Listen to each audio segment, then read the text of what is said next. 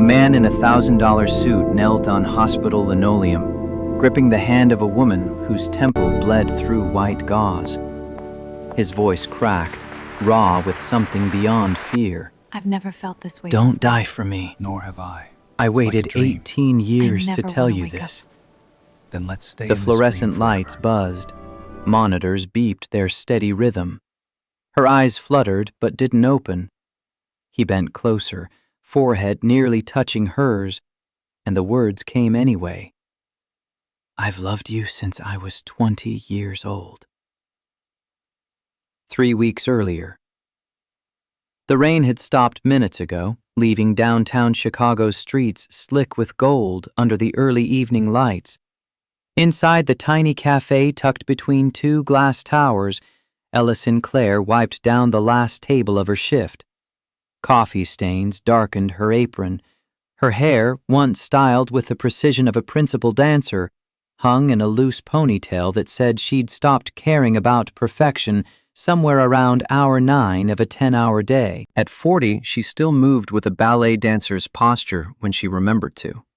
When she forgot, her shoulders curved forward under the weight of 8 years spent rebuilding a life from scraps. Her coworker appeared at her elbow, holding a cream-colored envelope like it might explode. Ella, someone left this for you. The paper felt expensive between her fingertips. She set down her rag and opened it slowly, though part of her already knew. Charles Dorn and Vivian Lancaster cordially invite you to celebrate their wedding at the Drake Hotel this Saturday at 6 p.m. Her hands didn't shake. That surprised her. She'd cried all her tears over Charles Dorn in the first year after he left.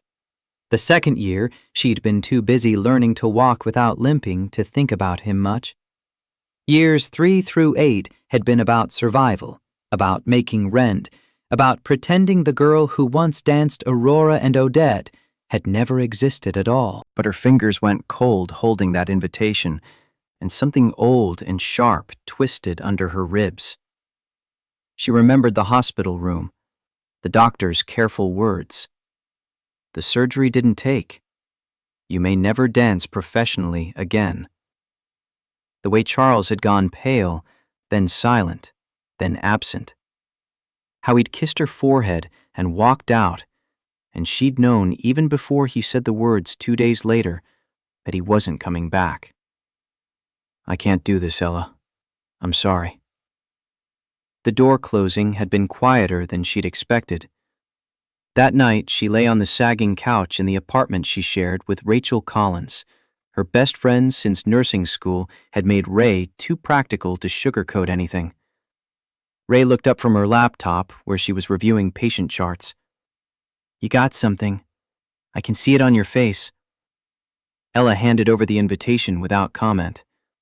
Ray read it once, then again, her expression shifting through surprise into something harder. You should go. Ella laughed, but it came out bitter. Co-watch him marry someone else? That sounds like a nightmare I can skip. No. Ray closed her laptop and turned to face her fully. Go to show him you're not the girl he left behind in that hospital bed. I am the same girl, Ray, just with cheaper shoes and deeper scars. Ray's voice gentled, but didn't soften. You're the woman who rebuilt herself after he walked away. You survived what he couldn't even face. That's not the same person. Ella stared at the ceiling, counting cracks in the plaster the way she used to count fouettes. 32 rotations, each one perfect, each one proof she belonged on that stage. Now she counted the ways her life had shrunk. Studio apartment, shared bathroom, tips that sometimes covered groceries and sometimes didn't. He'll look at me and see exactly what he left. A washed-up dancer serving coffee. Then prove him wrong. Ray leaned forward, elbows on knees. Show up. Look beautiful. Let him wonder what might have been if he'd stayed. "I'd be going alone." Ray smiled, just a little. "The universe owes you something. Maybe you'll meet someone." "Right. I'll just grab Ryan Gosling from the hallway."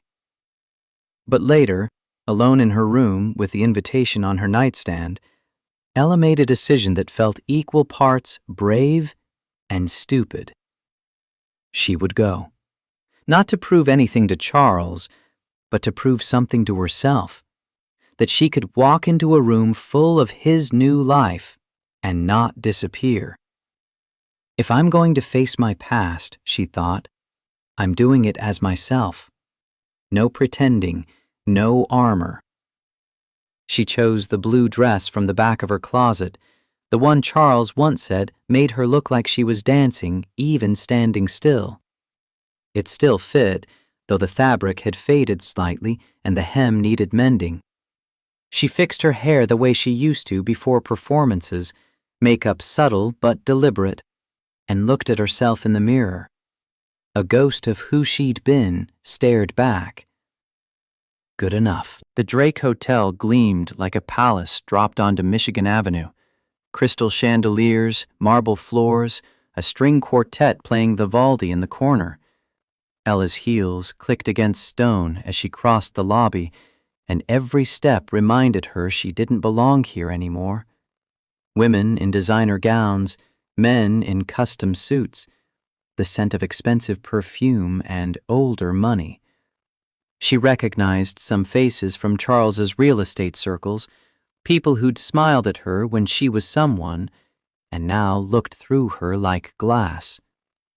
She reached the ballroom entrance and stopped. Her chest tightened. Sweat prickled under her arms despite the air conditioning. Every instinct screamed at her to turn around, to leave before anyone saw her, to preserve what little dignity she had left. She turned and walked directly into a wall that turned out to be a man. "I'm so sorry," she started, stepping back fast. The words died in her throat. He stood 6'2", maybe 6'3", in a charcoal suit that had been tailored by someone who understood how fabric should move with a body. Dark hair, sharp features, eyes that looked like they'd calculated the precise value of everything in the room and found it wanting. She'd seen him before. The cafe.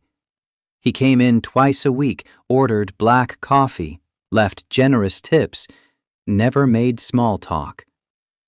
Marcus Vale, CEO of Vale Capital Partners, the kind of man who owned floors in buildings, not apartments in them.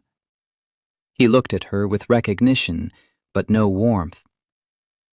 "You work at Daydream Cafe?" It wasn't a question. His voice was smooth, controlled, the kind of calm that came from never having to raise it. Heat flooded her face. "Yes, I do.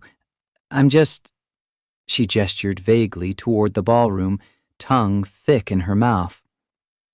"I shouldn't have bumped into you." He gave a polite nod, already moving to step past her, and something inside Ella cracked wide open. 8 years of holding herself together. 8 years of smiling through the pain, of pretending she was fine, of swallowing every bitter thought about how Charles had chosen comfort over love. All of it rose up in her throat, and before she could stop herself, she turned. "Wait!" Marcus Vale stopped. He didn't turn fully, just paused mid-step like a man used to people wanting things from him. Her voice came out broken, desperate, smaller than she'd ever heard it. "Act like you love me. Please." The silence that followed felt long enough to drown in. People streamed past them into the ballroom, laughing, talking, living lives that had never fallen apart. Ella's vision blurred at the edges. She couldn't believe she'd said it. Couldn't believe she was standing here, begging a stranger for something she couldn't even name. Marcus turned to face her fully. His expression gave away nothing, but his eyes moved over her face, taking in the tear-rimmed desperation, the trembling hands she couldn't quite hide, the way she looked like she might shatter if he said no. Then he nodded once. His voice stayed steady, certain. "Come with me." He extended his arm. Ella stared at it. This stranger, this billionaire, offering something he didn't owe her for reasons she couldn't understand. There was no pity in his expression, no judgment, just something solid and real in a world that had felt liquid for too long. She placed her hand on his arm, and they walked into the lion's den together. The ballroom shimmered, gold trim on everything, waiters in white gloves offering hors d'oeuvres with names Ella couldn't pronounce. The string quartet had shifted to something classical and forgettable, background music for the kind of people who measured success in zeros. Conversations dimmed as they entered. Heads turned. Eyes tracked their progress across the floor with the precision of surveillance cameras. Ella Monroe with Marcus Vale. Isn't she the one who... The whispers built like static in the air. Ella's heart pounded so hard she thought people might hear it. But Marcus's arm stayed steady under her hand, his pace unhurried, like he walked into rooms full of judgment every day and found it boring. He leaned down slightly, voice low enough that only she could hear. "Ignore them." "Easier said than done." "Pretend you're on stage. They're just an audience." Before she could respond, a familiar voice cut through the music. "Well, if it isn't the tragic ballerina." Ella turned. Charles Dorn stood 10 feet away with his bride on his arm, and for a moment, all the air left the room. He looked exactly as she remembered. Charming smile, brown hair styled with product that cost more than her monthly grocery budget, tuxedo that screamed old money even though his family had been middle class. His eyes met hers, and something flickered there. Surprise, maybe. Or guilt. Hard to tell with Charles. Beside him, Vivian Lancaster looked like she'd been born in couture. Her gown probably cost more than Ella made in 6 months. Blonde, polished, the kind of beautiful that came from good genetics and better skincare. She assessed Ella with the cool detachment of someone appraising furniture. "You're brave," Vivian said, her voice honeyed poison. "Coming here alone." Marcus's voice came out cold as January. "She's not alone." Charles's gaze shifted to him, confusion giving way to recognition, then something that might have been annoyance. He extended his hand. "Charles Brennan. I don't believe we've met." Marcus didn't take the offered hand. "I know who you are." The slight hung in the air. Charles's smile tightened at the edges. Vivian's eyes narrowed just slightly, recalculating. "How nostalgic," Vivian said, turning her attention back to Ella, like a ghost from the past walking in. The ghost of past mistakes. Charles chuckled, but it sounded forced. He looked at Ella when he said it. The ghost of past mistakes.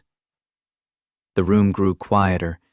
People were watching now, openly, the way crowds gather for accidents. Ella opened her mouth, but her throat had closed around the words. She'd prepared for this moment, rehearsed it in her mind, planned what she'd say when she saw Charles again.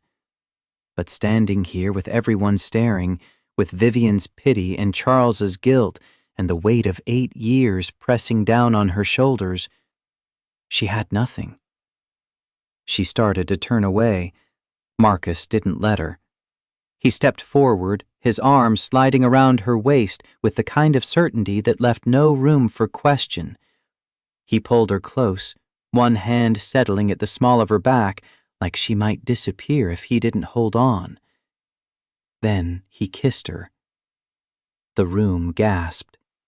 His lips were warm, steady, nothing rushed or performative about it. His hand pressed against her spine, anchoring her to the moment, to him, to something real in a space that had felt like drowning. Ella's eyes went wide, shock freezing her in place, but she didn't pull away. Couldn't pull away. When he finally broke the kiss, the silence was absolute. Every eye in the ballroom fixed on them. Ella could barely breathe. Marcus looked at Charles and Vivian, his voice calm but sharp enough to cut. "Do not speak to my fiancé that way." The whispers exploded. Fiancé? Did he say fiancé? Marcus Vale is engaged? Since when? Charles's face went blank with shock. "Fiancé?" "That's right," Marcus said, his tone leaving no room for doubt. "Ella and I are engaged." Ella stared at him, her mind struggling to catch up with what had just happened. Engaged?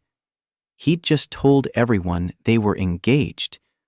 This man she barely knew, who owed her nothing, had just claimed her as his in front of 200 people. Vivian recovered first, her smile brittle. "Congratulations. Quite the surprise." Marcus turned to Ella, and their eyes met. Something passed between them in that look, something unspoken but heavy with meaning. His expression held no calculation, no performance, just steadiness, like he'd meant every word. "Thank you," he said to Vivian, but he didn't look away from Ella. A waiter appeared to escort the bride and groom to the main stage for their first dance. The crowd's attention shifted, conversations resuming, though eyes still lingered on Marcus and Ella with undisguised curiosity. When they were alone, or as alone as anyone could be in a room full of people, Ella pulled Marcus aside, her voice barely a whisper. "Why did you say that?" "Because it shut them up." "That kiss." "If I was going to act, I might as well be convincing." Her cheeks burned, but she couldn't tell if it was embarrassment or something else. "You didn't have to do any of this." "I know. Then why?" He was quiet for a moment, his gaze distant. When he spoke again, his voice carried something she hadn't heard before. Vulnerability, maybe, or memory. "I've been where you were tonight. Standing alone in a room full of people who've already decided what you're worth." "When?" "A long time ago." He met her eyes again. "Someone helped me then. I'm just returning the favor to the universe." Ella studied him, this stranger who felt somehow familiar, like she knew him from somewhere beyond the cafe, beyond these few minutes of borrowed intimacy, but she couldn't place it. The music shifted. Marcus extended his hand. "Would you like to dance?" She hesitated. "I haven't danced since—" The sentence hung unfinished between them. "You don't have to perform," he said quietly. "Just be." Her hand found his. He led her to the floor as a slow waltz began, and when his hand settled at her waist, something in her muscle memory woke up. Her back straightened, her movements found their old fluidity. For the first time in 8 years, she felt like a dancer again, not performing for applause, just moving with another person. They swayed in silence for a few bars before she found her voice again. "Why are you really helping me?" "Maybe I understand what it's like to need someone to see you when you're invisible." "You're Marcus Vale.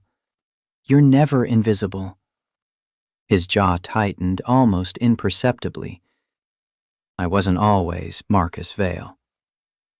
The way he said it, with that edge of old pain, made her look at him differently. This man in his expensive suit, with his calm demeanor and commanding presence, carried something broken underneath. She recognized it because she carried the same thing. Across the room, Charles stood by the bar watching them. His expression wasn't anger or jealousy. It was regret, plain and simple. The kind that came from knowing you'd made the wrong choice and having to live with it. Vivian appeared at his side, her hand tightening on his arm, reclaiming what was hers. The song ended. Marcus's hand lingered at Ella's waist for a heartbeat longer than necessary before he released her.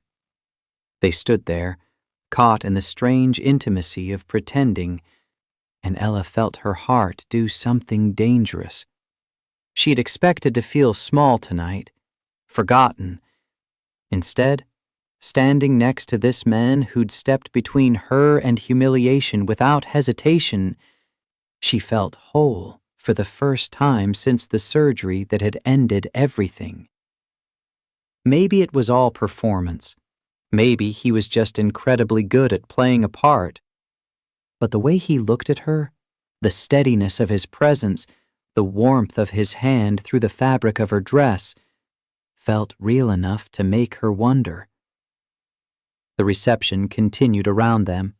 Speeches, toasts, the cutting of an elaborate cake. Marcus stayed at her side through all of it, playing the role of devoted fiancé with an ease that should have felt wrong, but somehow didn't. When the crowd's attention drifted elsewhere, when the scandal of their appearance had been absorbed into the evening's gossip, Marcus leaned close. "I should get you home." Home. The word sounded strange in his mouth, like he was talking about somewhere that mattered, not the cramped apartment in Wicker Park where she split rent and tried not to think about how far she'd fallen.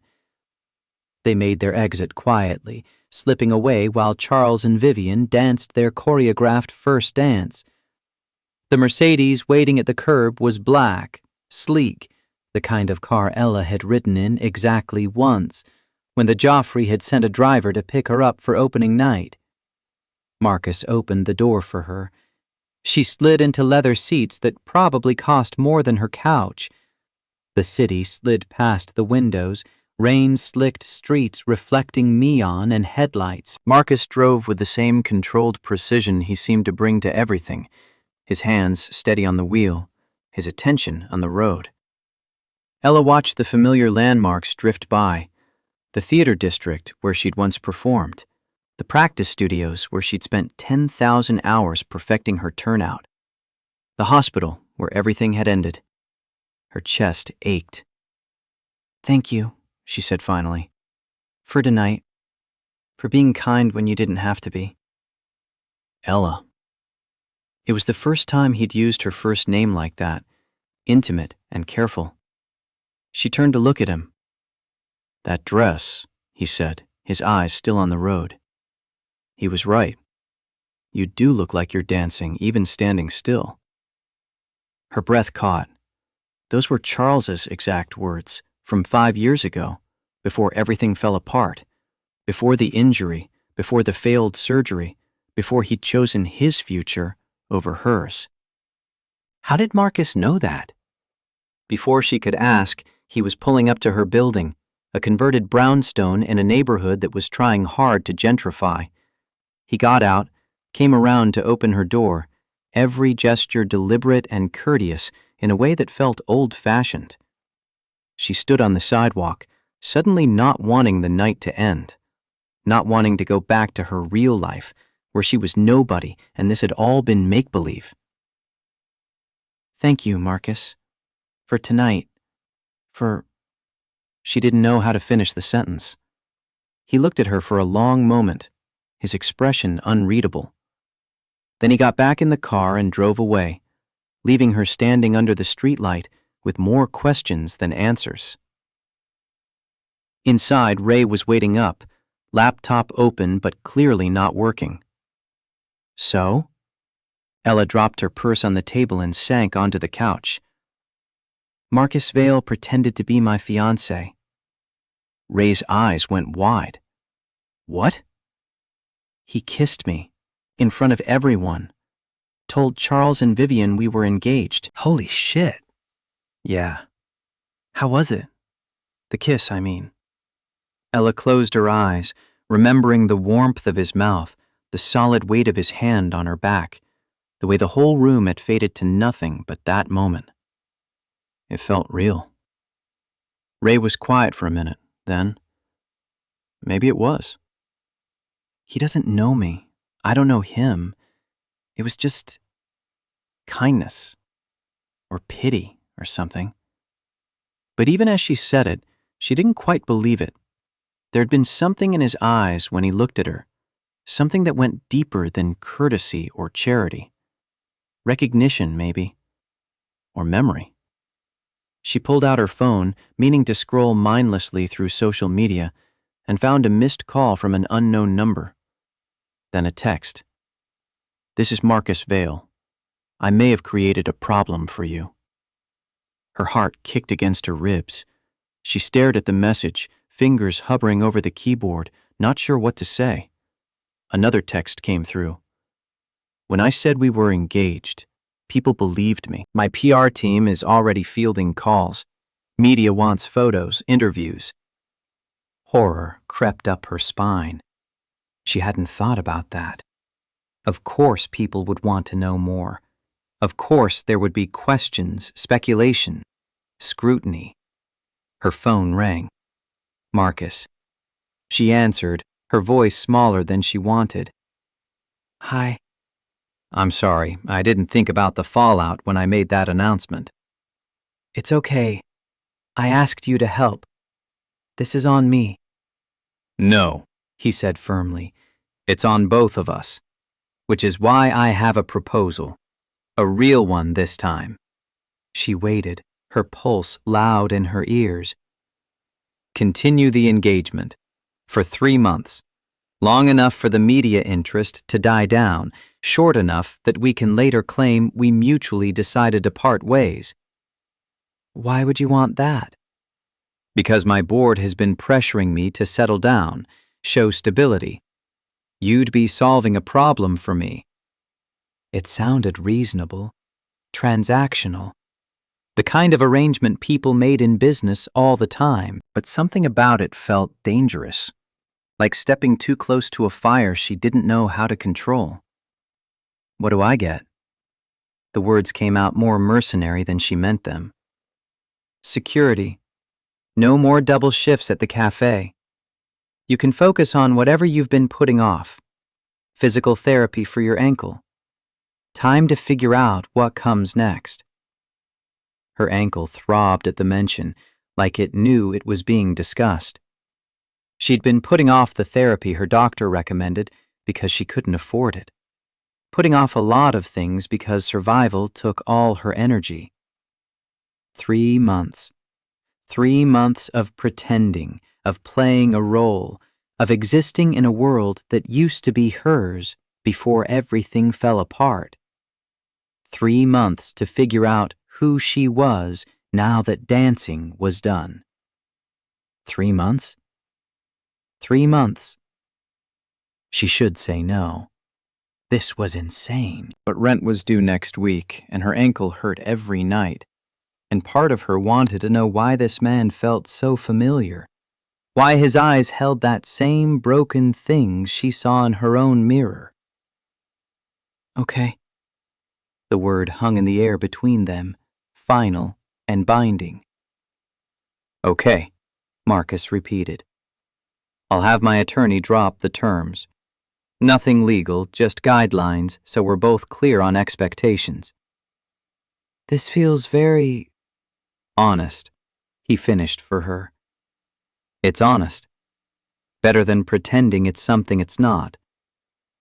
After they hung up, Ella sat in the dark apartment, Ray having gone to bed hours ago, and wondered what she'd just agreed to. On her nightstand, the invitation to Charles's wedding lay face down, already irrelevant. She picked up her phone again and scrolled through Marcus Vale's social media. There wasn't much. A professional photo, some articles about Vale Capital's recent acquisitions, a Forbes profile from 2 years ago. Nothing personal. Nothing that explained why a billionaire CEO would help a struggling waitress for no apparent reason.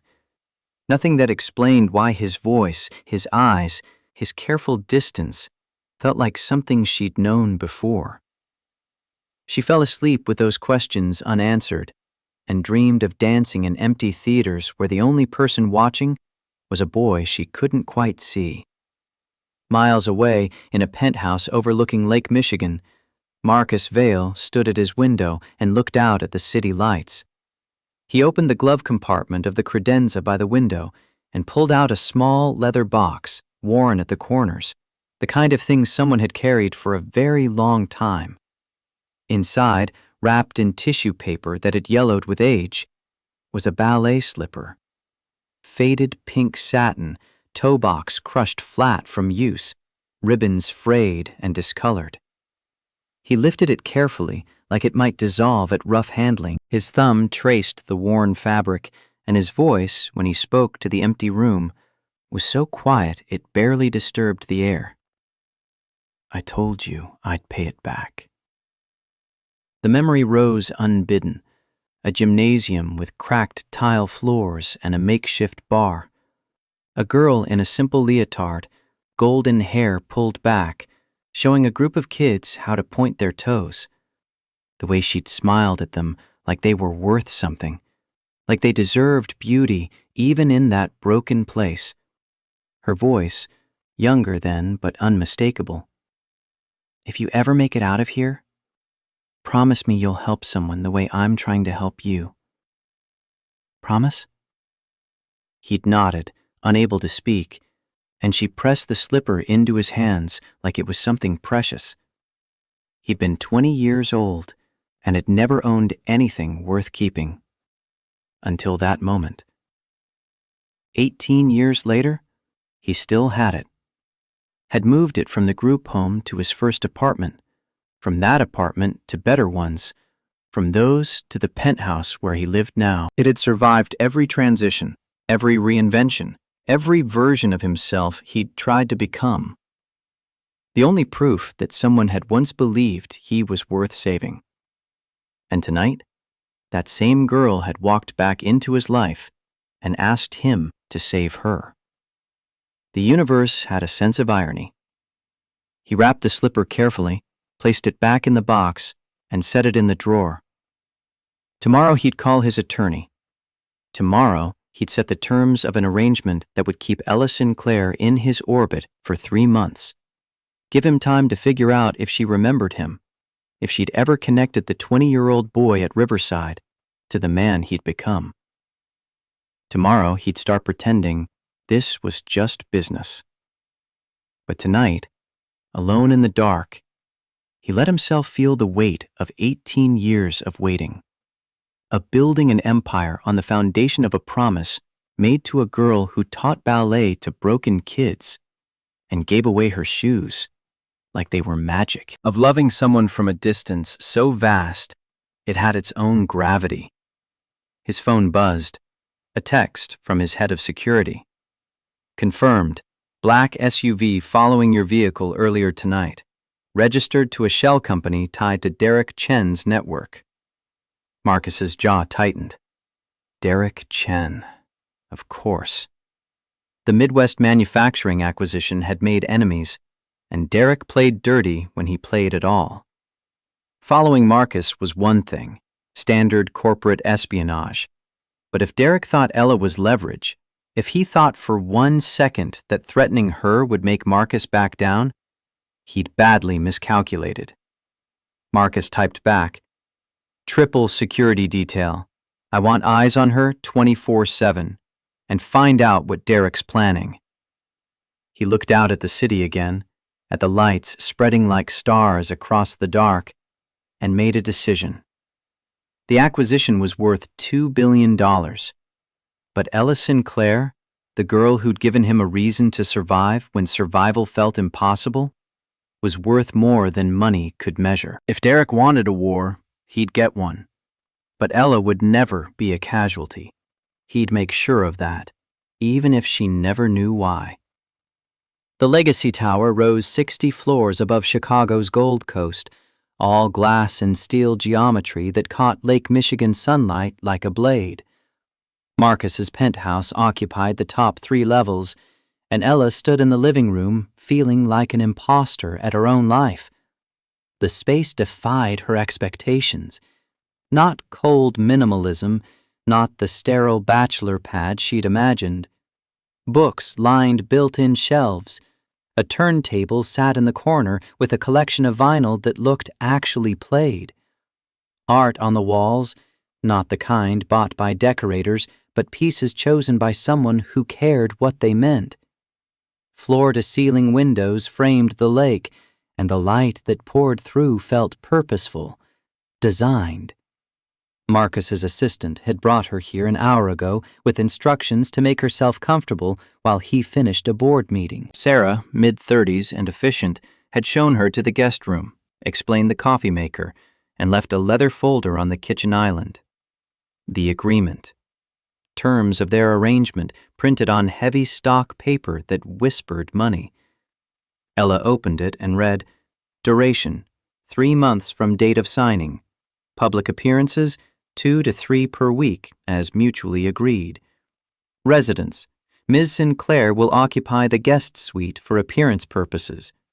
Financial considerations, all reasonable expenses covered, including medical, wardrobe, and housing costs.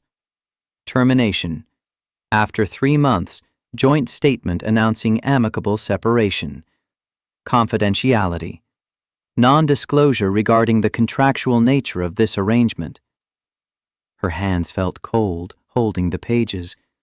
Everything laid out so cleanly, so transactional, like buying futures on the stock market, hedging bets, managing risk. The front door opened. Marcus entered, carrying his suit jacket over one arm, tie already loosened exactly 2 buttons. He stopped when he saw her at the counter, and something flickered across his face before his composure settled back into place. You came. You sent a car that wouldn't leave until I got in it. The corner of his mouth lifted, almost a smile. Sarah can be persuasive. He crossed to the kitchen, poured himself water from the refrigerator, and gestured to the folder between them. Questions? This feels very... She searched for the right word. Clinical, mercenary, safe. Transactional, he finished.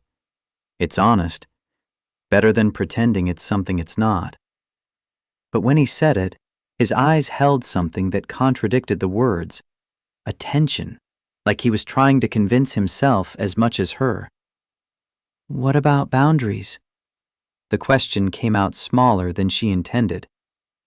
You kissed me in front of 200 people. That was improvisation. I'm better with a plan. He pulled out a stool and sat across from her, and for a moment, they just looked at each other across the granite island. The light hit his face at an angle that made him look younger, or maybe just tired. I won't overstep, he said quietly. You have my word. She believed him. That was the strange part. This man she barely knew, who'd just asked her to move into his home and play house for 3 months, felt safer than most people she'd known for years. There's a gala tonight, Art Institute fundraiser. My stylist will bring options around 5. Tonight? Panic spiked in her chest. I can't just... You can back out, no pressure, but it would help establish the narrative. The narrative, right. The story they were selling to a city that loved gossip almost as much as it loved money. She took a breath, then another, signed her name at the bottom of the agreement in handwriting that looked shakier than she'd like. Marcus signed below hers, his signature a slash of confidence. And just like that, they'd made it official. Whatever it was. The stylist arrived with 3 dresses that probably cost more than Ella's car. She chose the emerald green because it reminded her of the costume she'd worn as the Sugar Plum Fairy, back when fairy tales still seemed possible. The gala wrapped the Art Institute in golden light and Chicago's wealthiest in designer labels. Ella walked in on Marcus's arm, feeling every inch the interloper. But his presence beside her made it bearable. He moved through the crowd with practiced ease, introducing her to board members and donors, his hand resting lightly at the small of her back, in a way that should have felt presumptuous, but instead felt grounding. An older woman approached them, silver hair swept up in an elegant twist, wearing a gown that cost more than most people's annual salaries. Her face held the kind of beauty that aged well because it had started from good bones. Marcus. She kissed both his cheeks, European style. You're late. Helen, this is Ella Sinclair. Ella? Helen Pierce. The name registered with a jolt.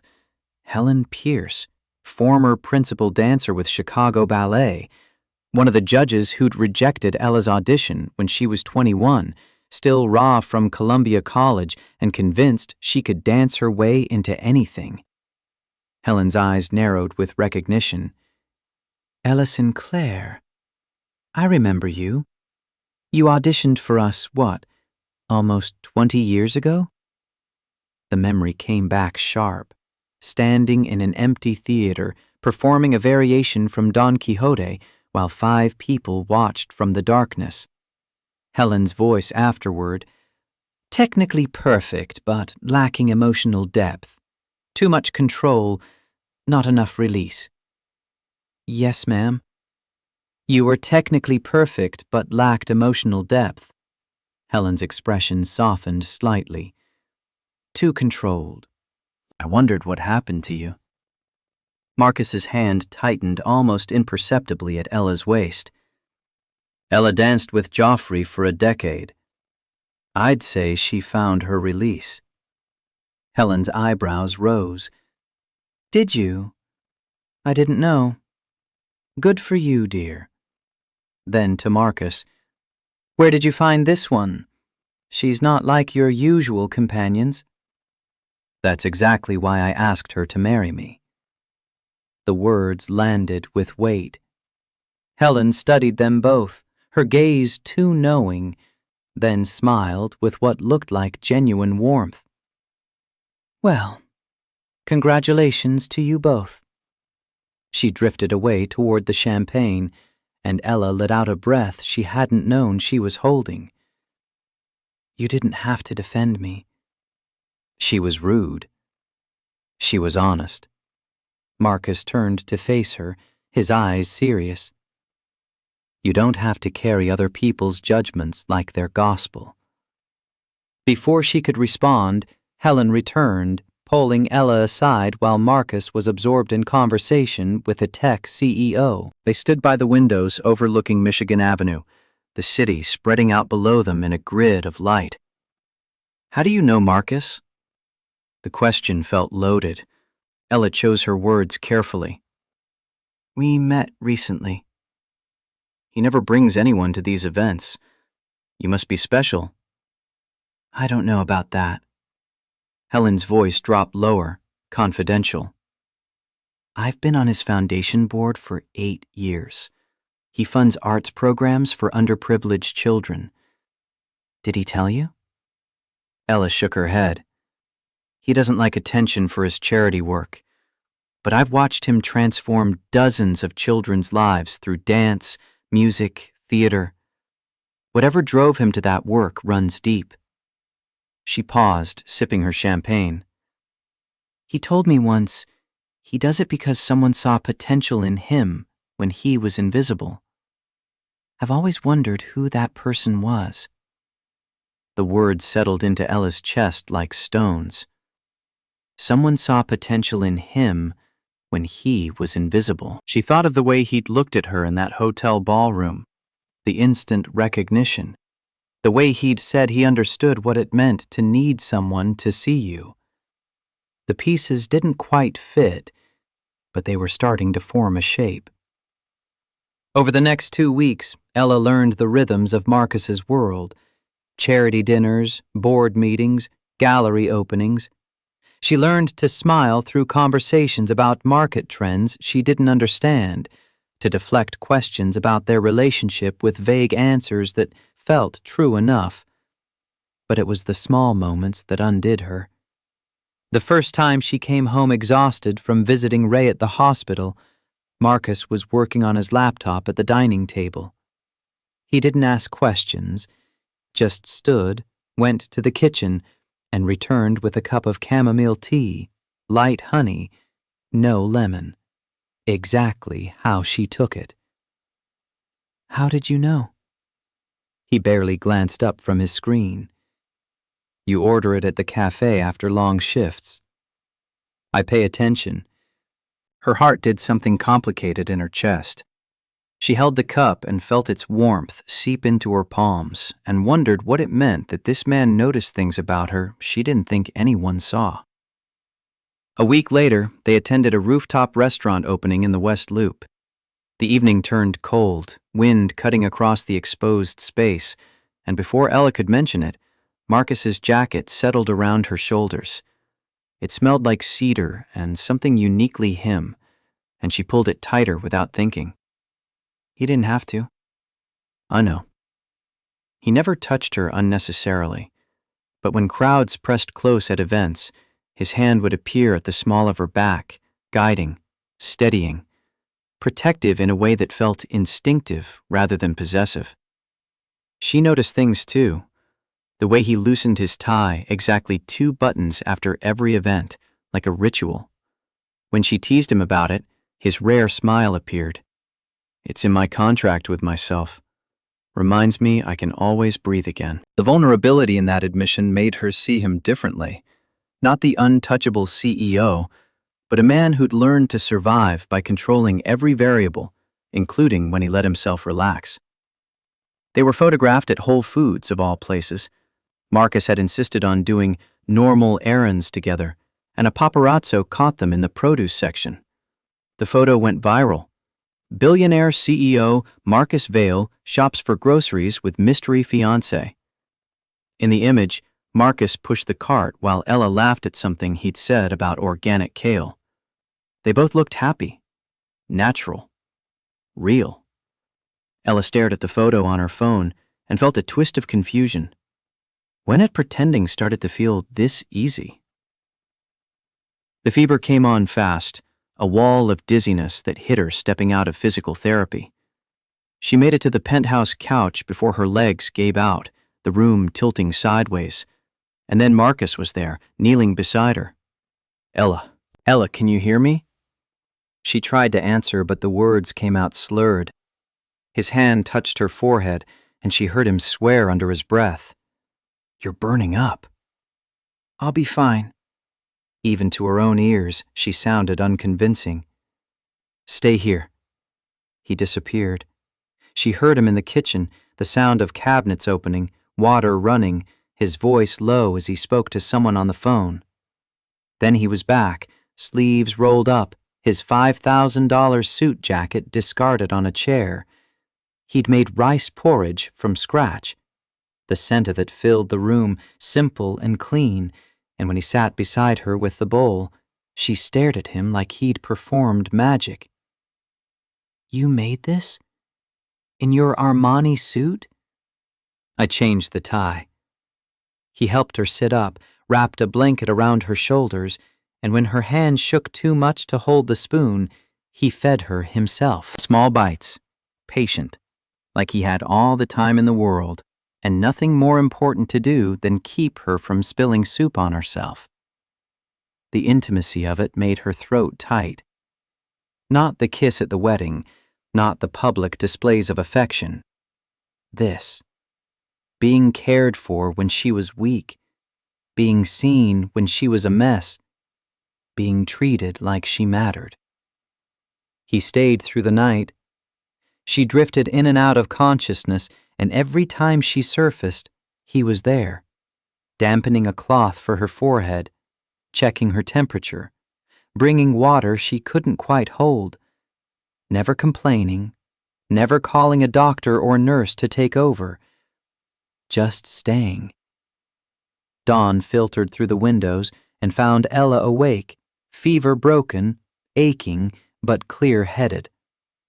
Marcus slept in the chair beside her bed, still in his dress shirt and slacks, his head tilted back against the cushion, exhaustion written across his face.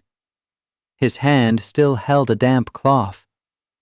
Something broke open in her chest. No one had stayed before. Not through pain, not through need. Charles had walked out when she'd needed him most, and she'd learned to expect that, to build her life around the certainty that when it mattered, she'd be alone. But this man, who owed her nothing, who'd met her 2 weeks ago, who should have called his assistant or a nurse or anyone else to deal with this, had stayed. When Marcus woke, she was watching him. He straightened, wincing at the stiffness in his neck, and his eyes found hers. "How do you feel?" "Better, thanks to you." He waved it off, but color rose along his cheekbones. "I'll make coffee." "Marcus," she caught his wrist before he could stand. "Why are you so good to me?" The question hung between them, loaded with all the things she couldn't name. He looked at her hand on his wrist, then at her face, and something in his expression cracked. "Because someone was once good to me. And I never forgot." Before she could press further, before she could ask what he meant, he pulled away gently and left her alone with the morning light and too many questions. Later, restless and unable to sleep despite her exhaustion, Ella wandered into Marcus's study. She told herself she was looking for a book, but that was a lie. She was looking for answers.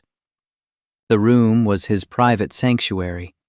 More books, a desk with dual monitors, a leather chair that looked like it had been sat in for years, and on the wall above the desk, in a simple black frame, a photograph. She moved closer. The image was old, slightly faded, printed on photo paper that had begun to yellow. A girl in a leotard, mid-spin, arms extended in perfect lines. Children around her clapping, laughing. The setting was a gymnasium with cracked tiles, a makeshift bar against one wall, afternoon light streaming through high windows. The girl was her. Younger, 22 at most, hair pulled back in the tight bun she used to wear, teaching ballet to kids who clearly had nothing, their clothes mismatched, their faces lit with joy at something beautiful in their broken world.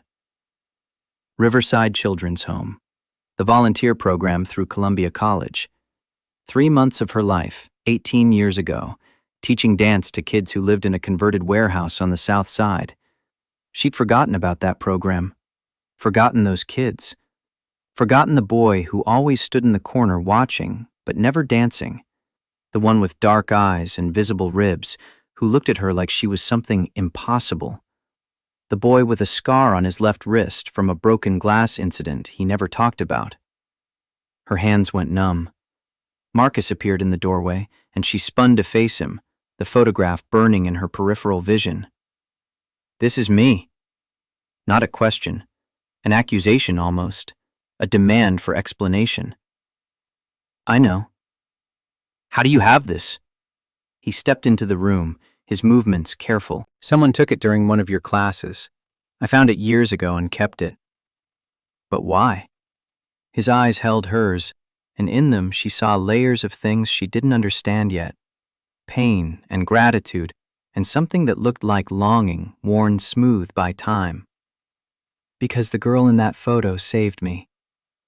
The words landed like stones in still water, ripples spreading outward to touch everything she thought she knew. "What do you mean?" He moved to the window, putting distance between them, and when he spoke, his voice was quieter than she'd ever heard it. "You taught more than ballet in that gymnasium, Ella. You taught us that we were worth something, that we could be light. Us, plural. Not just him, but all of them. Those kids with nothing who'd gathered once a week to learn positions and port-a-bras from a college student who probably had no idea what it meant to them." "The boy in the corner," she whispered. The one who never danced but always watched? Marcus's shoulders tensed, but he didn't turn around. That was you. Not a question this time either. She knew.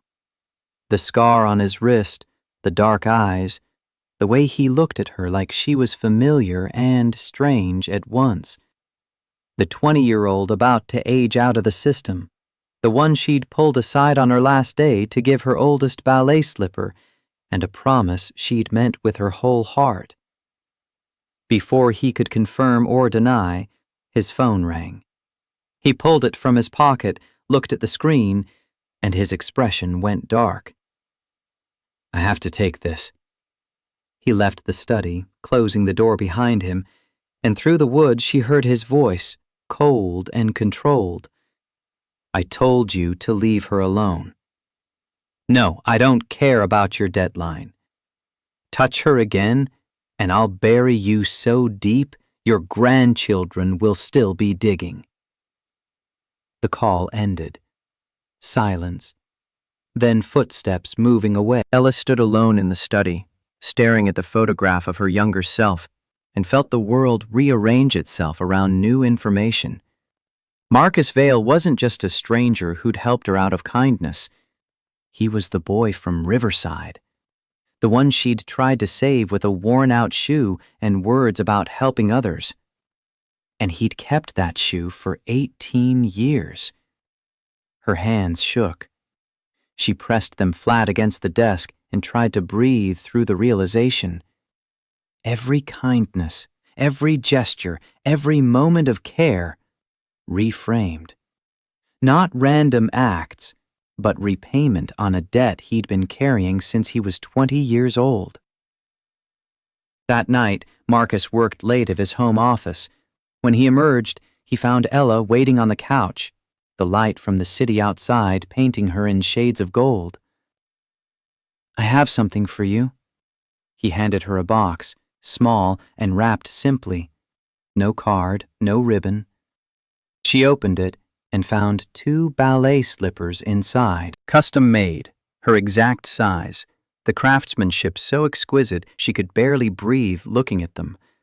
The maker's mark inside read, Samuel Brighton, Master Craftsman. He's a 3rd-generation shoemaker in New York. His family's been doing this since 1952. 6-month waiting list. Her throat closed. These weren't just expensive. They were perfect. Made for her by someone who understood that ballet slippers were more than shoes. They were instruments, extensions of the dancer's body and soul. Marcus, I can't accept these. His voice came out gentle, almost sad. You used to fly, Ella. The words hit her like a fist. She looked up at him and saw it written across his face, the memory of who she'd been, the conviction that she could be that person again. You'll fly again. I can't. My ankle. You can. Maybe not on stage, but you can still dance. Don't let what he took from you be permanent. The tears came before she could stop them. 8 years of grief pouring out, all the loss she'd packed down and ignored because survival didn't leave room for mourning. The career, the identity, the girl who'd believed in fairy tales and happy endings. Marcus stepped forward without hesitation and wrapped his arms around her. She buried her face in his chest, the slippers still clutched in one hand, and sobbed like she hadn't since the doctor had told her the surgery failed. He held her tight, one hand in her hair, one around her waist, and he didn't try to fix it or make it better or tell her everything would be okay. He just stood there and let her break. And somehow, that was exactly what she needed. When the storm passed, when she pulled back shaking and raw, she whispered into his shirt, "Why are you so good to me?" His answer came after a long pause, weighted with things he wasn't saying. Because someone was once good to me. And I never forgot. She looked up at him, at the face she was learning to read, at the eyes that held too much history for a 38-year-old man. Marcus, were you at Riverside? That boy who always stood in the corner? His face went carefully neutral. It was a long time ago. You helped a lot of kids. No. She pulled back enough to see him clearly. I remember you. You were older than the others, maybe 19 or 20. You had the same eyes, dark, watchful, like you were waiting for permission to exist. The words landed. She saw them hit, saw something in him flinch before his control reasserted itself. That boy doesn't exist anymore. Marcus, you should rest. The fever might come back. He left before she could stop him, and she stood alone holding slippers that cost more than her car and feeling like she'd lost something she'd just found. 3 days later, she brought lunch to his office. Vale Capital Partners occupied floors 42 through 45 of a tower in the Loop, all glass and chrome and the quiet efficiency of serious money at work. Sarah showed her in. Marcus was on the phone, pacing behind his desk, and the conversation sounded tense even through the closed door. I don't care what Derek wants. Tell him the answer is still no. If he escalates, I'll bury him. He slammed the phone down, saw Ella standing there with takeout bags, and forced his expression into something calmer. Bad day? Just business. But his jaw was tight, his shoulders carrying tension she hadn't seen before. She set the food on his desk and waited.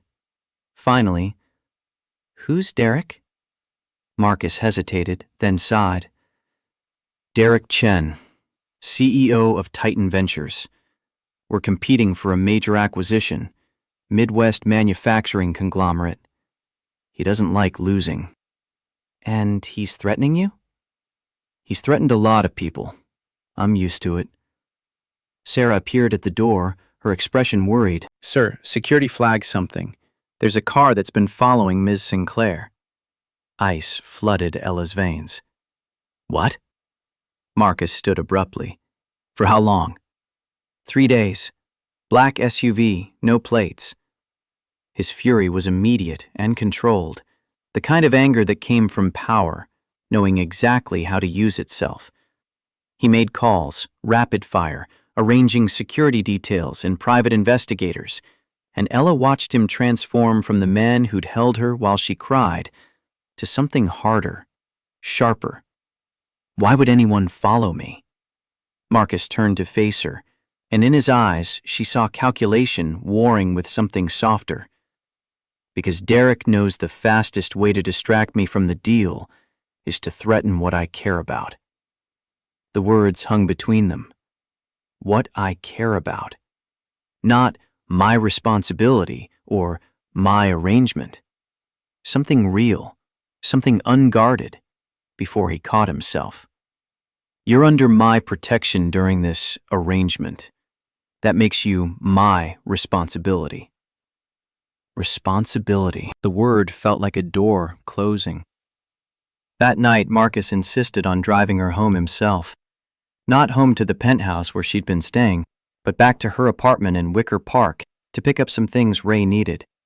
He wouldn't trust a driver, wouldn't let her go alone. Rain started as they drove, soft at first, then harder. The streets turned slick, reflections of taillights bleeding across wet pavement.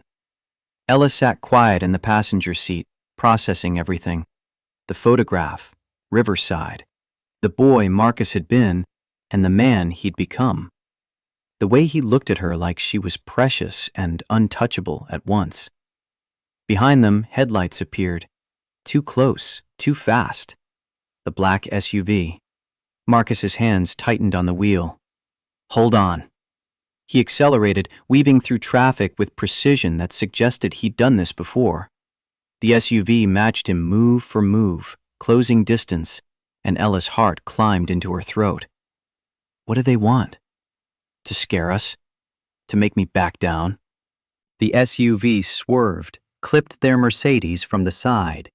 Metal screamed, glass shattered. The world spun once, twice, colors bleeding together, and then impact. The airbags exploded, chemical smoke filling the car, and everything stopped. Silence. Then the sound of Ella's own breathing, too fast, too shallow. Her head throbbed. Something warm trickled down her temple. Blood, probably. Her ribs hurt where the seatbelt had caught her, and when she tried to move, pain lanced through her shoulder. Ella! Marcus's voice, raw with panic. Ella, answer me! She turned her head, slow, and found him struggling with his seatbelt, his face pale with fear she'd never seen before. I'm okay. The words came out weak but audible. Don't move. Just hold still. His belt finally released. He yanked open her door, cold rain washing over them both, and then his hands were on her face, in her hair, checking for injuries with shaking fingers. Stay with me. Please stay with me. The desperation in his voice cut through her shock. This wasn't the controlled CEO, the careful strategist. This was someone terrified of loss, someone who'd lost before and couldn't bear to lose again. Sirens approached. Red and blue lights painted the wreckage.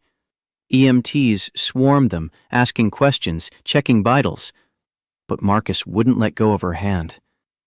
In the ambulance, while they checked her pupils and cleaned the cut on her temple, while they wrapped her ribs and checked her ankle, Marcus sat beside her, holding her hand like she might disappear if he let go. She was drifting, shock and adrenaline fading into exhaustion, when she heard him whisper something he thought she couldn't hear. Not you. I can't lose you, too. Two? Who else had he lost? The hospital room was private, quiet, machines beeping their steady rhythm. Mild concussion, the doctor said. Bruised ribs, aggravated her old ankle injury, but nothing broken. Lucky it wasn't worse. Marcus sat in the chair beside her bed, still in his torn suit, and refused to leave. She woke in the night to find him asleep there, his head tilted back, exhaustion etched across his features. When morning light woke them both, when the nurse had checked her vitals and left them alone, Ella turned to face him. In the ambulance, you said, I can't lose you too. Who did you lose?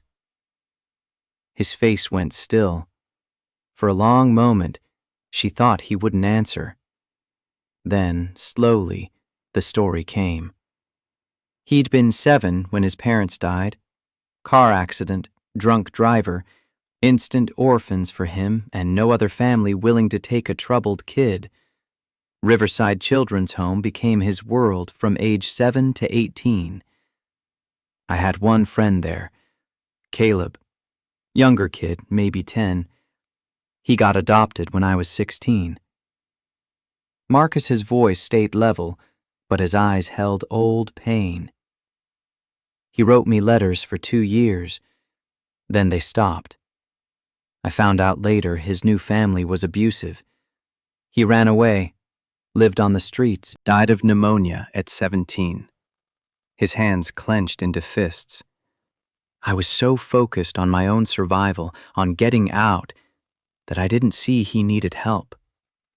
Ella reached for his hand, covered it with hers. You were a kid yourself. I should have saved him. Like you saved me. The words hung there, an admission and an accusation folded together. She understood then. The guilt he carried, the drive that pushed him to build an empire, the reason he gave so much to arts programs for children. He was trying to save Caleb retroactively, trying to be for other kids what he hadn't been for his friend. Then you came, he continued, his voice softer now. This girl who danced like gravity didn't exist, who saw us, actually saw us, as more than charity cases. I was 22, student-teacher program through Columbia College. You were there for 3 months. You taught ballet, but also hope. That we could be more than our circumstances. His eyes found hers. On your last day, you pulled me aside, gave me your old ballet slipper. The memory surfaced, clear now. His face younger, but unmistakable, the way he'd held that worn shoe like it was made of gold. You said, if you ever make it, help someone the way I'm trying to help you. And I promised. You kept it for 18 years. It was the only proof I had that someone believed I was worth saving. Ella's throat closed.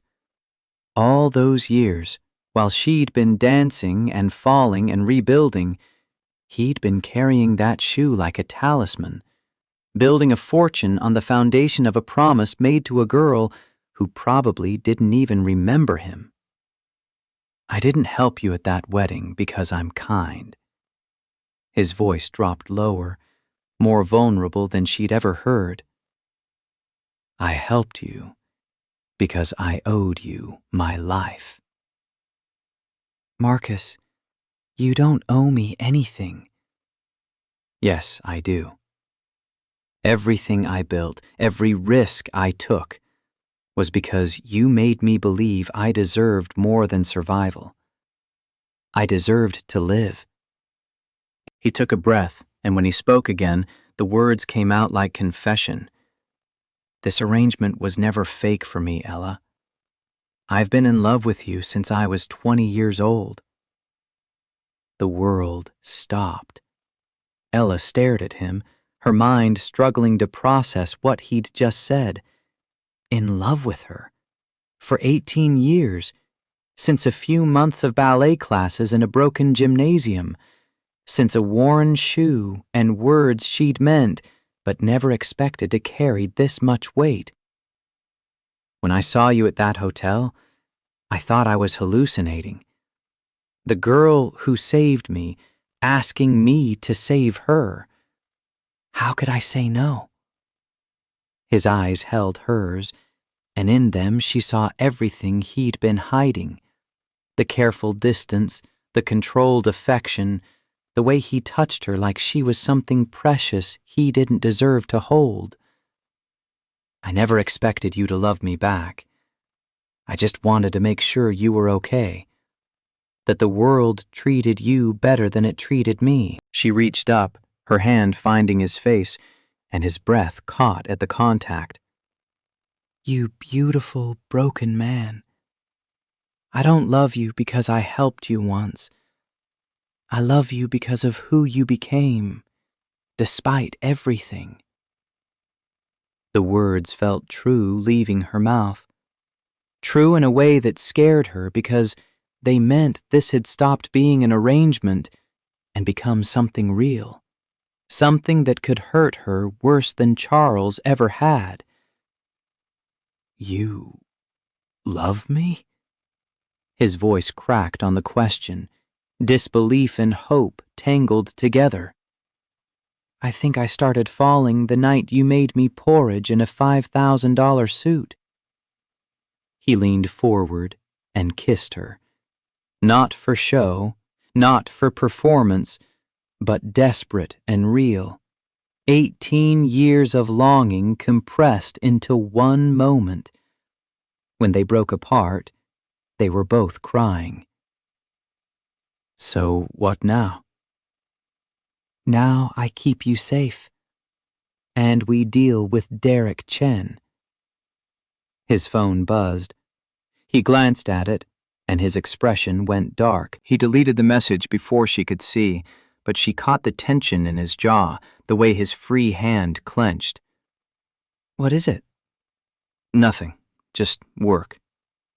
But it wasn't nothing. She knew that much. And as Marcus sat beside her hospital bed, holding her hand and making promises with his eyes. She wondered what he was protecting her from, and whether his need to save everyone would be the thing that finally broke them both. The hospital discharged Ella with instructions to rest and a prescription for pain medication she couldn't afford.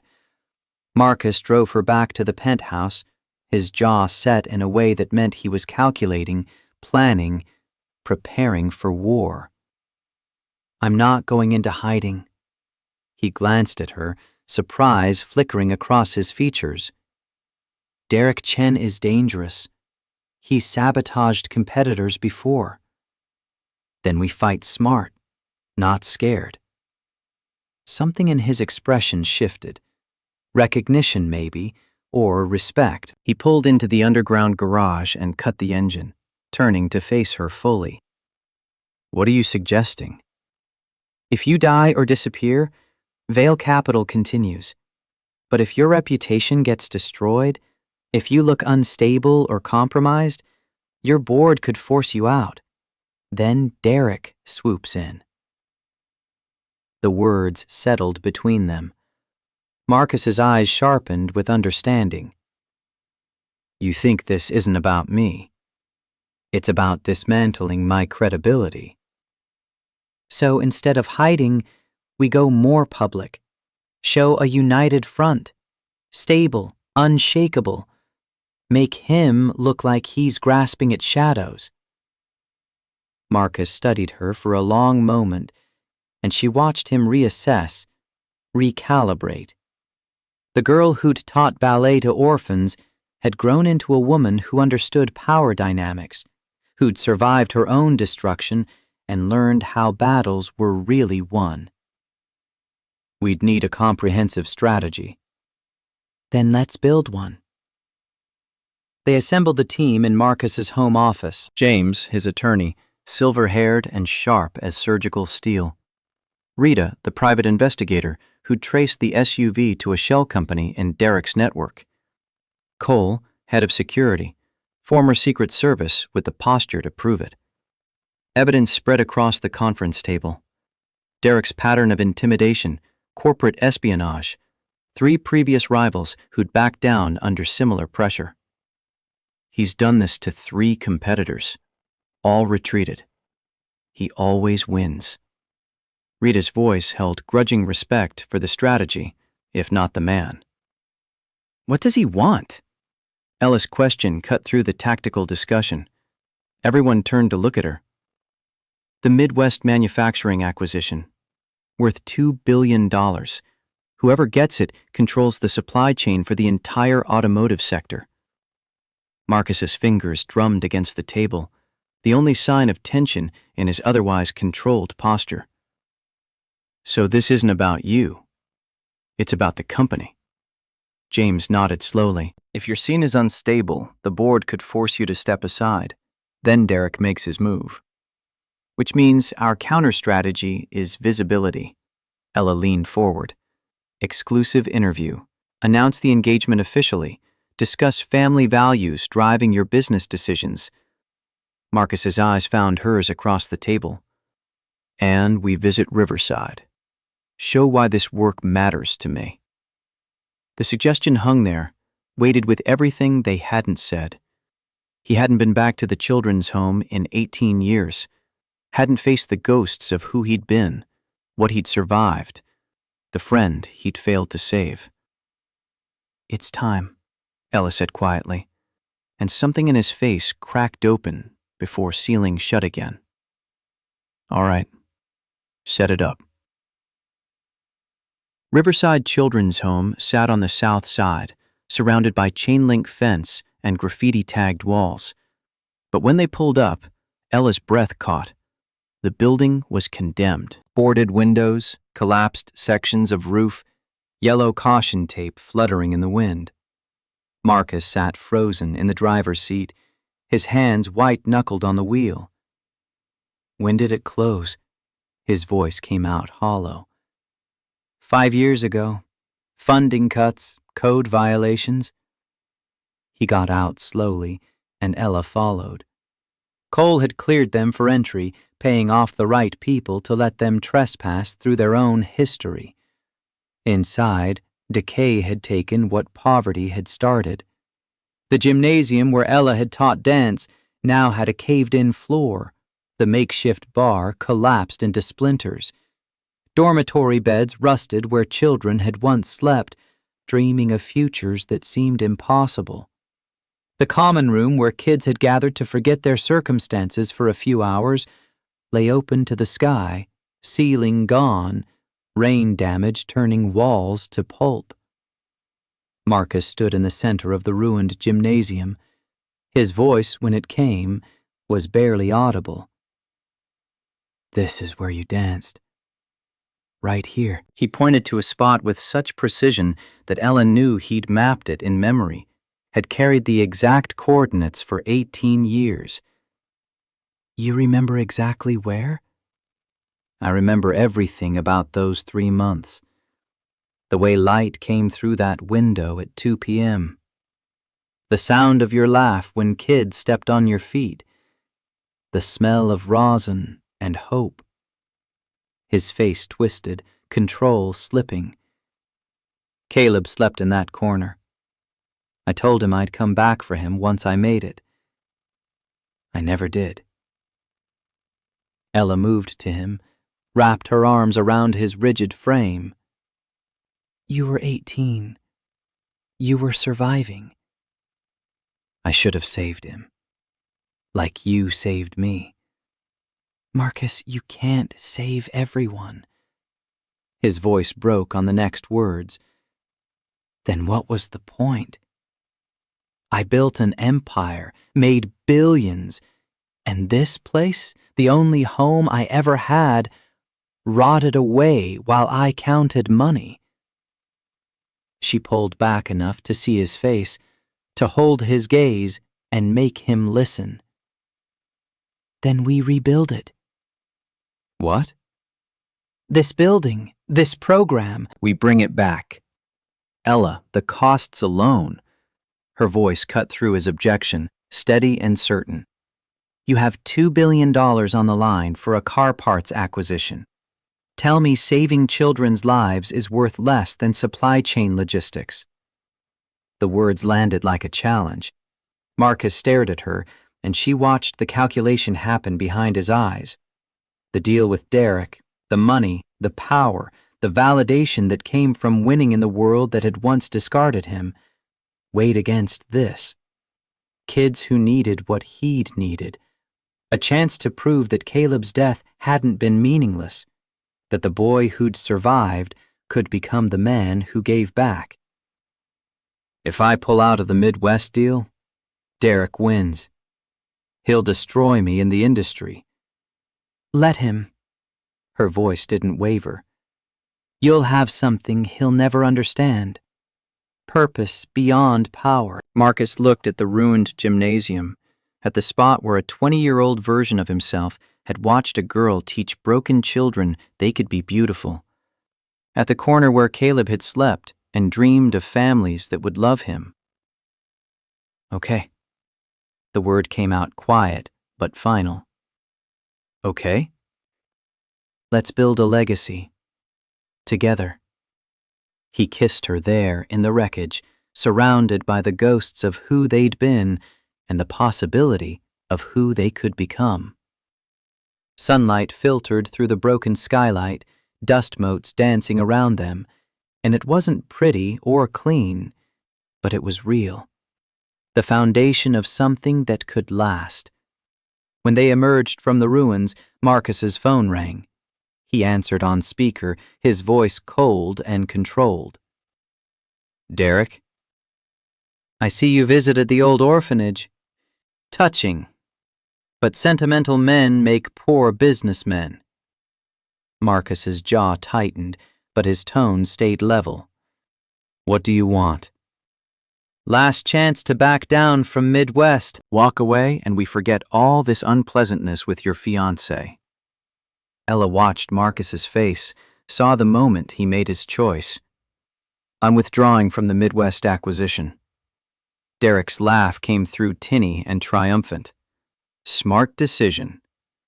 But I'm reallocating those $2 billion, every cent, to rebuild Riverside and 10 other children's homes across Chicago.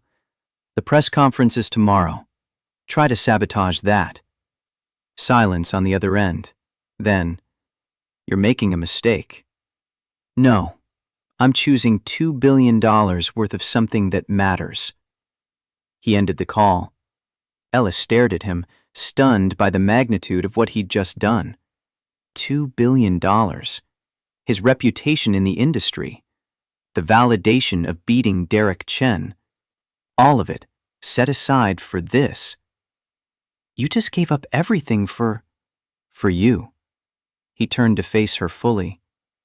For the kids who'll live here. For the boy I was and couldn't save. For the girl who taught me I was worth saving. His hand found hers. That's not giving up everything. That's finally understanding what everything means. The press conference filled Vail Capital's main conference room with reporters, cameras, the hungry machinery of media looking for their next story. Marcus stood at the podium in his armor, tailored suit, perfect posture. But Ella stood beside him. And that changed everything. I'm here to announce Vail Capital's withdrawal from the Midwest Manufacturing acquisition and the launch of the Legacy Initiative.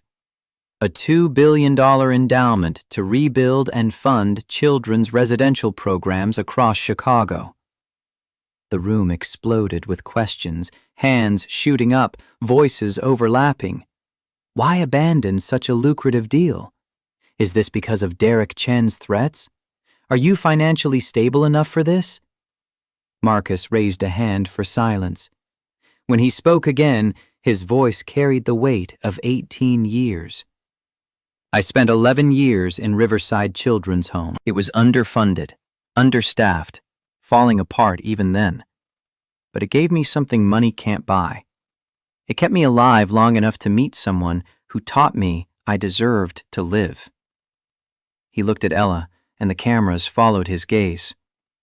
This woman, my fiancée, Ella Sinclair, volunteered at Riverside 18 years ago. She taught ballet to kids who had nothing. She gave me a worn-out dance slipper and told me if I ever made it, to help someone the way she helped me. He pulled the actual slipper from his jacket pocket, the faded pink satin catching camera flashes, and the room went silent. I kept this for 18 years. Every business decision, every risk, every success, I looked at this and remembered. Someone believed in me when I was invisible. Today, I'm making good on that promise. He gestured to Ella. She hadn't expected to speak, hadn't prepared remarks, but she stepped forward because this moment mattered more than her fear. I'm not a businesswoman. I'm a former dancer who lost her career and found her purpose. Her voice shook but held. Marcus didn't save me. We saved each other. That's what this initiative is about. No child should have to survive alone. The authenticity landed. She could see it in the reporters' faces, the way the questions shifted from skeptical to engaged. This wasn't a PR stunt. This was real money, real commitment, real transformation. Across town, Derek Chen watched the press conference on his office television and threw his glass at the screen. He just made himself a saint. I can't touch him now. But his mind was already working, already shifting strategies. Saints had scandals too. Everyone had secrets worth exposing. Find me something, he told his assistant. Everyone has dirt. Find his. 2 weeks later, the tabloid story broke across every gossip site and social media platform. Billionaire's fake engagement, waitress paid to play fiancé. The article had everything. Photos of Ella entering the penthouse with luggage those first days. An anonymous source claiming the relationship was a business transaction, not love. portions of what looked like their NDA, carefully doctored but convincing enough to sell the narrative. The internet caught fire. Hashtag fake engagement trended within hours. News anchors debated whether Marcus Vale had bought himself a fiancée to clean up his image. Ella's former co-workers at the cafe were interviewed, their innocent comments about her struggling financially twisted into implications of prostitution. Ella sat in the penthouse, watching her character assassinated on every screen, her hands shaking, and Marcus paced behind her like a caged predator. "I'll sue every outlet into oblivion." "That makes it worse. Makes us look guilty." Ray, who'd come over the moment the story broke, leaned forward from her spot on the couch. "So tell the truth. The real story." "Which truth?" Ella's voice cracked. That it did start as an arrangement? That makes the lie true. Marcus stopped pacing, his jaw set. "I'll release a statement saying it's all false." "Don't lie for me." Ella stood, meeting his eyes. "I'm done with pretending." "What do you want to do?"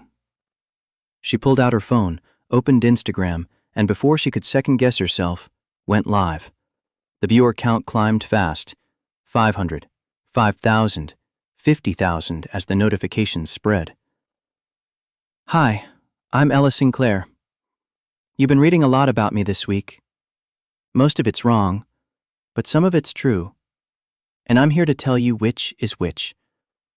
Her hands steadied as she found her rhythm. Behind her, visible in the frame, Marcus stood watching. "Yes, my engagement to Marcus Vale started as an arrangement.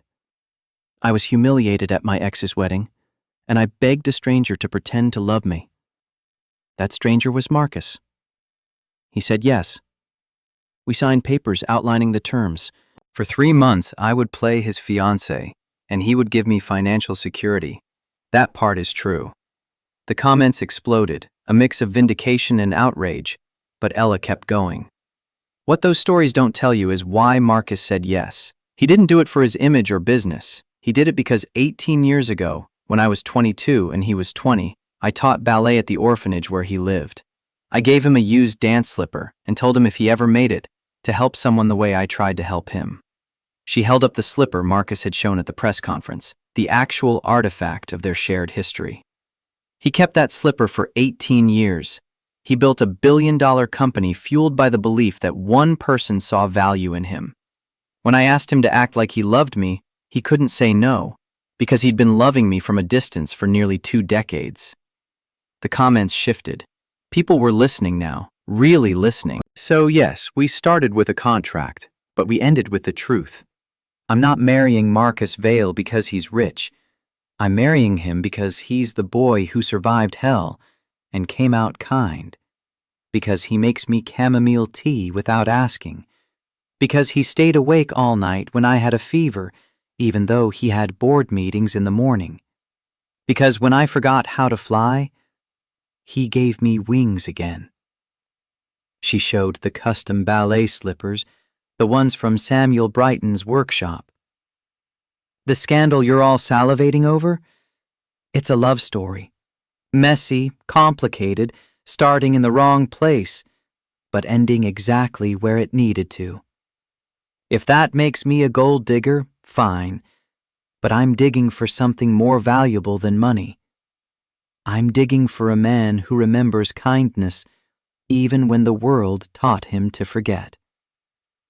Marcus stepped into frame, sat beside her, took her hand. The gesture said everything without words. "She's right about all of it. I don't deserve her, but I'm selfish enough to keep her anyway." "You deserve everything," she countered, and the raw honesty in her voice made the moment transcend performance. They kissed, live, 200,000 people watching now, and the comments shifted entirely. "This is beautiful. True love does exist. I'm crying." The live stream went viral. 10 million views in 24 hours. Hashtag real love trending, drowning out #fake engagement. Marcus's approval ratings soared, and donations to the Legacy Initiative tripled overnight. Derek Chen's plan had backfired spectacularly. The next morning, Derek appeared at Vale Capital requesting a meeting. Marcus, wary but curious, agreed. Derek walked in looking diminished, the aggressive edge gone from his posture. "I'm not here to threaten. I'm here to admit defeat." Marcus waited, giving him nothing. "That live stream. My wife made me watch it 3 times. She cried every time. Then she asked me when was the last time I did something that mattered." His shoulders sagged. "I've spent 20 years crushing competitors. You know what I have to show for it? Ulcers, a failing marriage, and a son who won't speak to me." The confession hung in the air, unexpected and raw. Marcus's expression didn't soften, but Ella saw his calculations shift. "Why are you telling me this?" "Because I want in. The Legacy Initiative. Let me fund one of those children's homes. Let me try to be less of an asshole." Marcus could have refused, could have savored the victory, enjoyed watching his enemy humbled. But Ella's voice echoed in his memory. No child should have to survive alone. "Okay, but you're not writing a check and walking away. You're showing up, meeting kids, getting your hands dirty." Derek nodded, something like relief crossing his face. "Fair. Even villains could change when confronted with genuine purpose. Even men who'd spent decades building walls could learn to tear them down." The reconstruction of Riverside began in March, the city still shaking off winter's grip.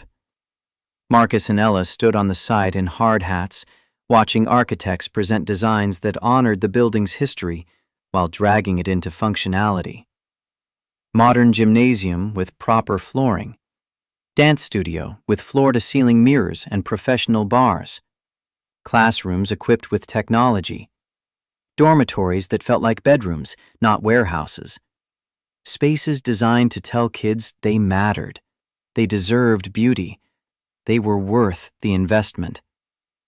Community meetings brought skepticism. Neighbors who'd watched promises break before, who'd seen rich people cosplay charity and disappear when the cameras left. One woman stood, arms crossed, voice sharp with experience. "Rich people always promise, never deliver." Ella stepped forward. "Then hold us accountable. Join the board. Make sure we do this right." The answer surprised them. Not defensive, not patronizing. An invitation to power, to oversight, to genuine partnership. Slowly, the community shifted from resistance to cautious alliance. Construction brought setbacks, contractors who underbid and underdelivered, permit delays from city bureaucrats with their hands out, budget overruns that would have sunk most projects. Marcus worked 20-hour days, stress showing in the shadows under his eyes, the weight loss that made his suits hang differently. Ella found him asleep at his desk more than once, still in yesterday's clothes, his phone clutched in one hand. She'd cover him with a blanket, press a kiss to his temple, and whisper what he needed to hear. "You don't have to carry this alone anymore." Month 5 brought unexpected help. Local artists approached with a proposal. Let them paint a mural in the main gymnasium, a celebration of the building's history, a promise for its future. The image they created took Ella's breath away. A young woman dancing mid-spin, arms extended in perfect lines, children gathered around her in poses of joy and wonder. Based on the photograph from Marcus's office, the one that had started everything. When Marcus saw the finished mural, he stood silent for a long time. Then tears came, the kind that hurt to hold back and hurt worse to release. "It's perfect." Ella took his hand. "It's us. Where we began." By September, Riverside stood transformed. The dance studio gleamed with new equipment. The library held thousands of books. Helen Pierce's personal collection donated in full. The kitchen could feed 100 kids healthy meals. Each dormitory room had been painted in warm colors, equipped with desks and lamps and curtains that made privacy possible. The grand opening was scheduled for October 15th. Not a traditional society event, but something else entirely.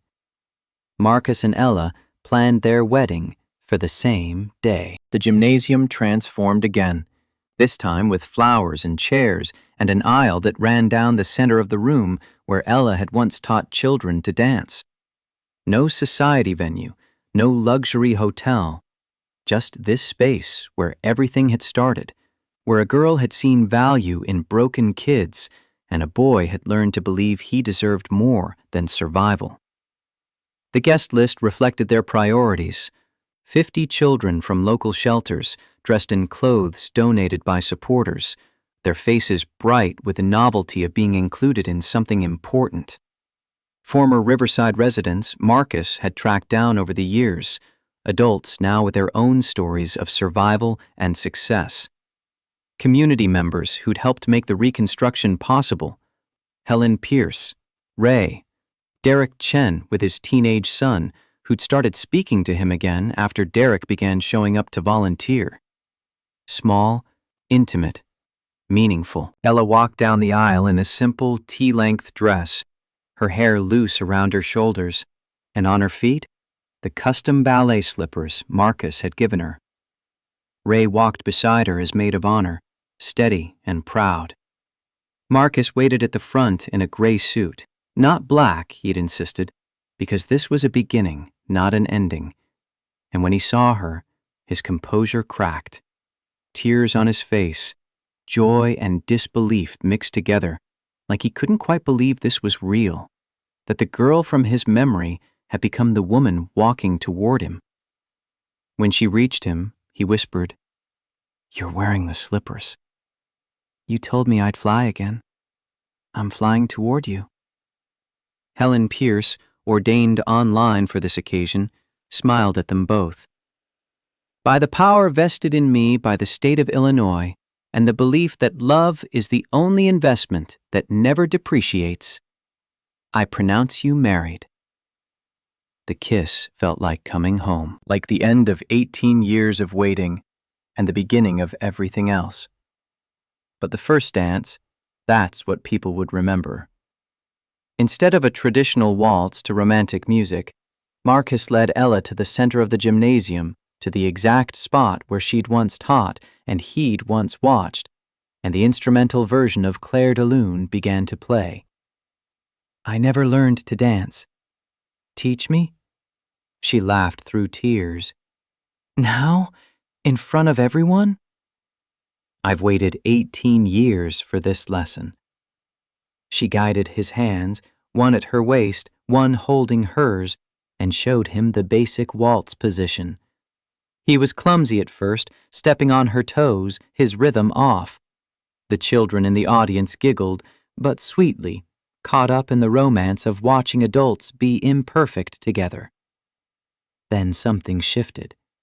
He found the rhythm, found her, and they moved together. Not perfectly, not like professionals, but like two people who'd learned that imperfection was where the real beauty lived. She rested her head against his chest, felt his heartbeat steady and strong, and whispered, "You're dancing." "I'm flying." Others joined them on the floor, Helen with Derek in an awkward partnership that made them both laugh, Ray with a community volunteer, children pairing up, imitating the adults, filling the space with movement and music and the kind of joy that comes from belonging. This was the victory. Not wealth, not revenge, not beating Derek Chen. Community, connection, the transformation of pain into purpose. 1 year later, Riverside thrived. 40 children lived there now, safe and fed and given chances they wouldn't have had otherwise. 3 more homes had opened across Chicago, with Derek funding one as promised and showing up every weekend to read to kids or help with homework. The anniversary celebration brought everyone back. Ella ran the dance program now, teaching 5 days a week, showing new generations of children that they could be light even in darkness. Marcus still led Vale Capital, but he took Fridays off for volunteer work. The board had grumbled until the publicity from the Legacy Initiative brought in more investors than they'd ever had. Turned out that conscience could be profitable when it was genuine. During the celebration, a young girl named Maya, 9 years old, with dark hair and eyes that had seen too much too soon, performed a solo ballet piece. She danced with the fierce determination of someone who'd found something worth fighting for, and when she finished, she ran to Ella with a question in her eyes. "Did I do okay?" Ella knelt to meet her at eye level. "You were perfect. Keep this." She pressed her own worn ballet slipper into Maya's hands, the one Marcus had returned to her, the one that had started everything. "When you make it, help someone else. Promise?" Maya nodded solemnly, clutching the slipper like treasure. "I promise." Marcus watched from across the room, and when Ella met his eyes, she saw what she felt reflected back. This was the legacy. Not buildings, not money, not even the direct impact they'd have on these 40 children's lives. It was belief, passed forward like a relay race with no finish line. Ella to Marcus, to Maya, to whoever came next. An endless chain of people choosing to see value in the invisible, to invest in the broken, to remember that everyone deserves someone who believes they're worth saving. Ray appeared at Marcus's elbow, bumping his shoulder. "You're crying again. You've gotten soft." "I've gotten human." Later, after the speeches and cake and the chaos of children high on sugar and celebration, Ella pulled Marcus aside with news she'd been holding all day. "I'm pregnant." The words hung in the air between them. Marcus's face went through a rapid succession of emotions: shock, joy, fear, wonder, before settling on something that looked like awe. When? 7 weeks. I wanted to be sure before I told you. He picked her up, spun her carefully, both of them laughing and crying at once. A baby.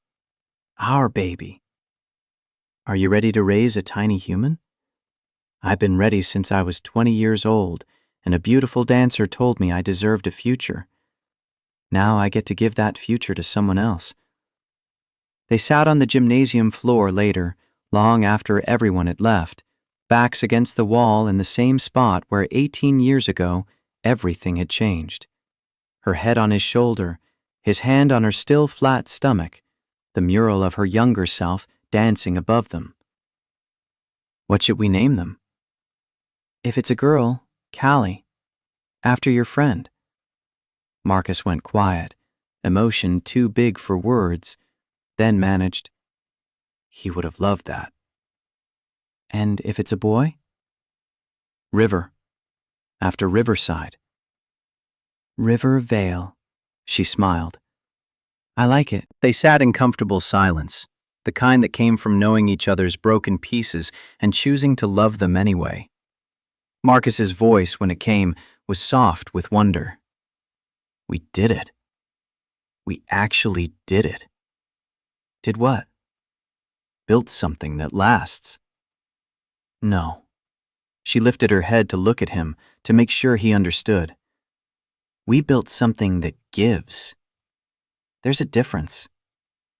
The distinction mattered. Buildings could be torn down, money spent, even the best programs could fail if the wrong people took over.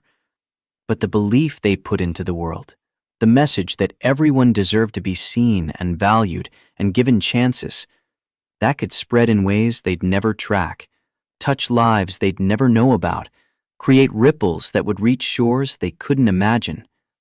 That was what lasted. In the lobby, visible to everyone who entered Riverside, hung a photograph. Marcus and Ella, her head on his shoulder, the worn ballet slipper in her lap. Below it, a plaque read, "Act like you love me." No, I always did. Marcus and Ella Vale, founders, the Legacy Initiative. It wasn't the whole truth. It simplified 18 years into 7 words, reduced complexity to slogan. But it captured something essential about what they'd built together. That love, real love, wasn't about the grand gestures or perfect moments. It was about showing up when someone needed you, about remembering kindness even when the world pushed toward cruelty, about taking the broken pieces of your own story and using them to build shelter for someone else. Marcus's phone buzzed with a reminder. Tomorrow morning, breakfast meeting with the mayor to discuss expanding the Legacy Initiative statewide. Tomorrow afternoon, doctor's appointment to hear their baby's heartbeat for the first time. Tomorrow evening, teaching the advanced ballet class while Marcus worked with the younger kids on basic positions. Tomorrow and tomorrow and tomorrow stretching out ahead of them. Not perfect, never easy, but theirs. Ella stood, offering her hand to help Marcus up, and he took it the way he'd taken it that first night at the Drake Hotel. Trusting, grateful, committed to whatever came next. They walked out of the gymnasium together, past the mural of the girl he'd loved for 18 years, through the building they'd raised from ruins, into a future they were building, one promise at a time. Behind them, the lights dimmed. The last trace of the celebration faded, but the legacy remained, written in the lives of children who'd learned to dance in that space, who'd be taught they were worth something by people who'd once needed to hear the same thing. The circle, complete but never closed, always expanding, always reaching forward, always becoming more than the sum of what they'd been given. And in the quiet, if you listened closely, you could almost hear it, the sound of ballet slippers on worn floors, the music of second chances, the rhythm of broken people choosing to dance anyway.